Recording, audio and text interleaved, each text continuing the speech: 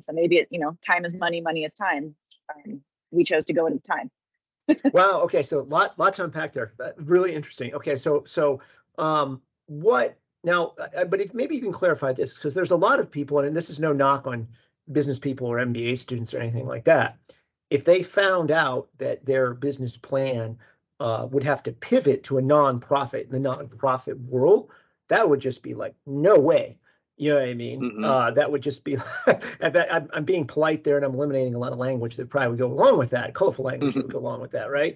So if people found, and maybe even MBAs, just someone starting, a hot dog stand or something like that, if they found out that was going to have to go nonprofit to make things work. So what led you guys, and we're going to come back to this thing about the startup capital, the side hustle, because that's really important to our listeners and our viewers, because those are major topics that we cover in Brian's Business World, especially side hustle, entrepreneurship, things like that. So, and should you be an entrepreneur startup? So we're going to come back to all of that shortly.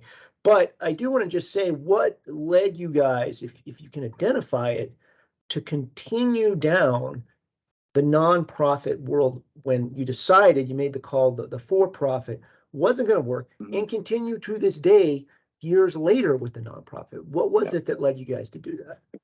I'll start because I'll speak for myself. I wouldn't call it a side hustle, right? This is more of a passion project or passion projects for us. And I think that gives you a sense of why we went down this nonprofit route. It's because, look, I think deep down with all three of us, this is about doing good versus making money, right? Yeah, and making money would have been nice, but we all had our day jobs, right? So it wasn't like I have to make this thing work because I have to go and feed myself. This is that side passion project. And the fact that it just pivoted into a nonprofit, it was, I won't say it's immaterial because it's important based on how we approach things, but it was like, look, okay, if we need to go a different route and take a different approach and a different business model to do good work, then so be it. And so that's why for me, it wasn't a big thing. It was like, okay, fine, we're nonprofit, good. Oh, now we'll take this and look at the business through this different lens to bring these projects to life. So that's me. That's how I approached it. It wasn't very difficult for me to make that change because I know at the end of the day, the good works were needed. Would you agree with that, Michelle, or anything to add? I definitely agree with that. I also say you make the best decision. You make the best decision you can given the information you have at that time. Bolivia was a brand new world for us. We had to learn as we went. We made a lot of mistakes. We'll talk about those, I'm sure, on this and in future interviews. But we made a lot of wins too, and we learned a lot too. And so, yeah, I think the three of us all went into it knowing we're not quitting our day jobs to figure this out. This is going to take a lot more research. If we did have $250,000 and all three of us moved to Bolivia and jumped right in and tried to figure this out, it was going to still take a big learning curve. So yeah, we chose to take this on as could we do this? It's important to do. Let's not quit our day jobs just yet.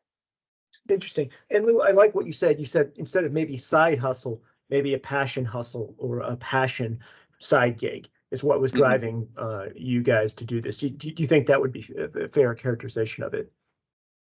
Yeah, hustle. I don't like. Let's not use the word hustle.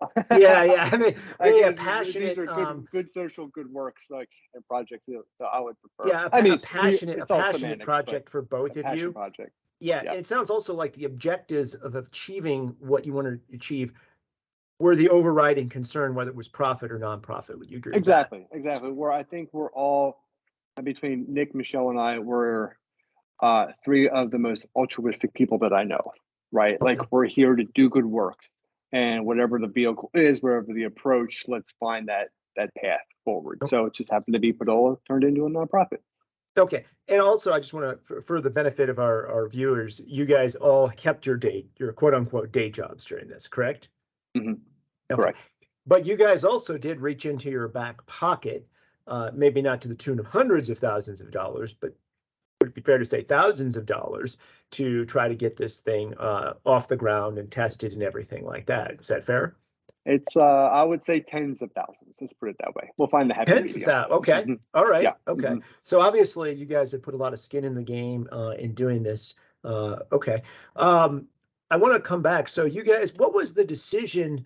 All right. So when you guys looked at this, obviously the objectives were very important, but there were obviously it sounds like to me from what I'm hearing that you wanted to mitigate risk with this thing in some fashion, correct? I would say mitigate financial risk.